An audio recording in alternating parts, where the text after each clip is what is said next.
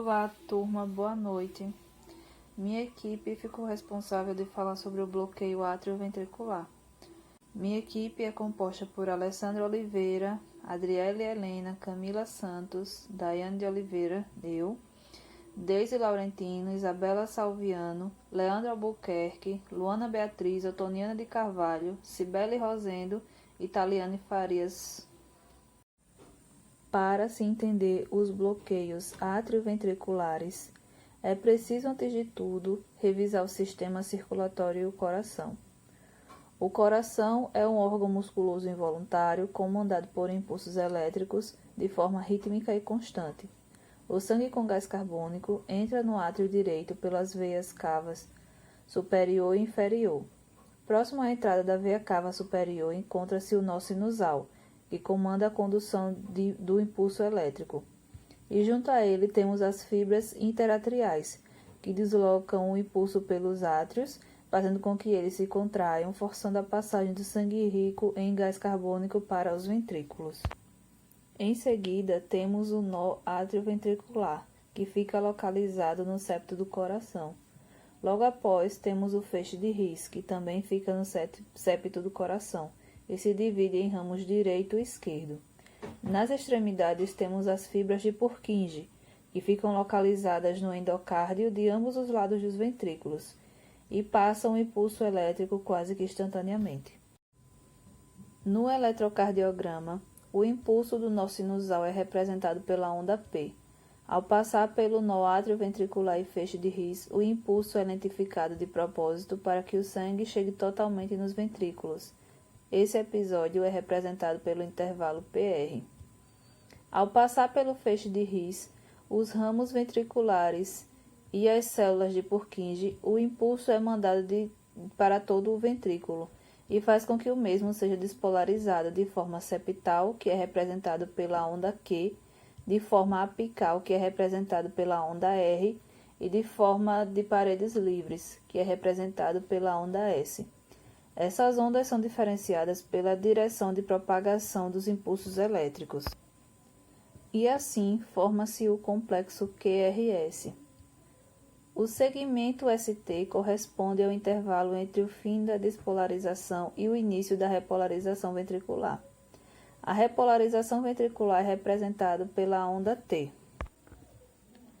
O bloqueio atrioventricular é uma anormalidade contrária ao que já foi citado.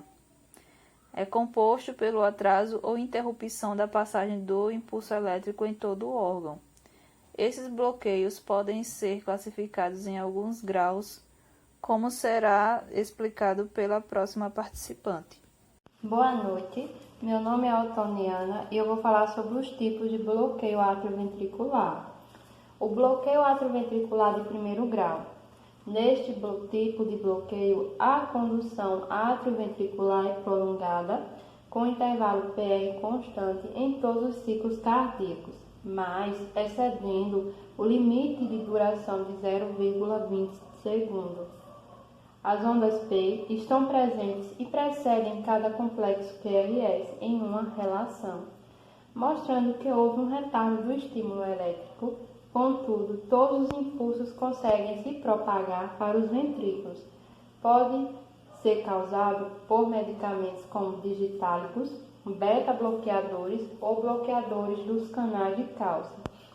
Bloqueio atrioventricular de segundo grau Mobitz, também conhecido como o Enckebeck, ocorre quando a condução atrioventricular é progressivamente retardada, até ser totalmente impedida de alcançar os ventrículos.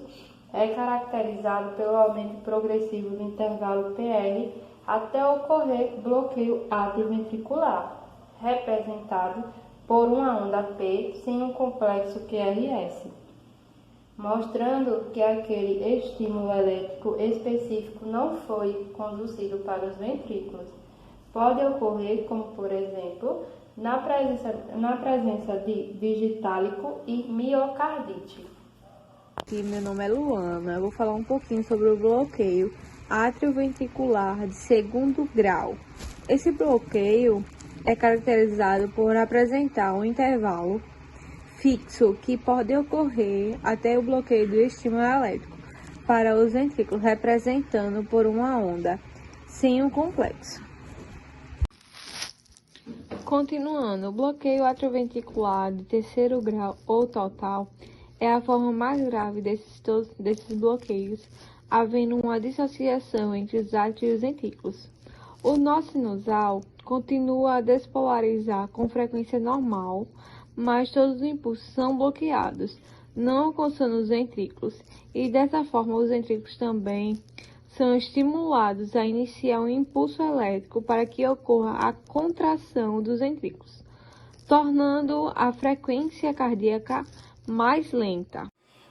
Vou falar um pouco das causas. As causas mais comuns são o tecido fibroso que se desenvolve no sistema de condução elétrica do coração, doença arterial coronariana, e outras causas também são o nervo vago hiperativo que retarda a velocidade de condução dos batimentos cardíacos que atravessam o nódulo atrioventricular, doença cardíaca valvular, defeitos congênitos do coração. Alguns casos de bloqueios atrioventricular são causados por medicamentos, especialmente os redutores dos impulsos de condução elétrica através do nódulo atrioventricular, como os beta-bloqueadores, ou por cardiopatia reumática ou sarcoidose, que afeta o coração. Eu me chamo Taliane e vou dar continuação ao trabalho. Eu vou falar sobre os fatores de riscos.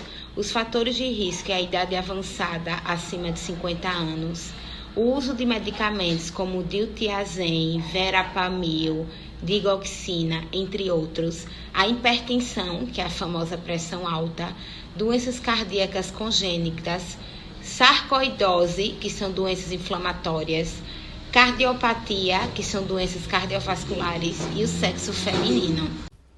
Diagnóstico. O eletrocardiograma, o ECG, é usado para detectar um bloqueio atrioventricular. Cada grau de bloqueio produz um padrão específico. O bloqueio atrioventricular de primeiro grau pode ser detectado somente pelo ECG, que mostra um atraso na condução. O bloqueio atrioventricular de segundo grau é diagnosticado quando há uma condução de um ou mais, porém não todos, impulsos do átrio e do ventrículo devido a um problema de condução.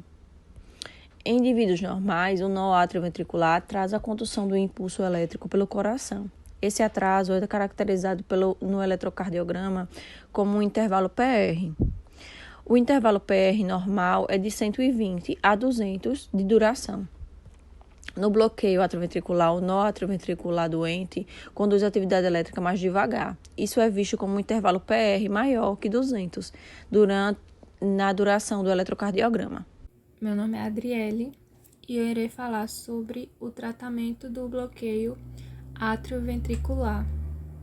O tratamento é por meio do marcapasso artificial, que tem por objetivo a estimulação capaz de substituir os impulsos elétricos para se obter atividade elétrica cardíaca a mais fisiológica possível.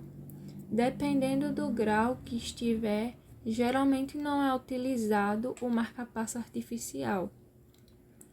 O de primeiro grau normalmente não requer o tratamento. Já o de segundo grau precisa do uso do marcapasso. No de terceiro grau, quase todas as pessoas precisam utilizar o marcapasso artificial.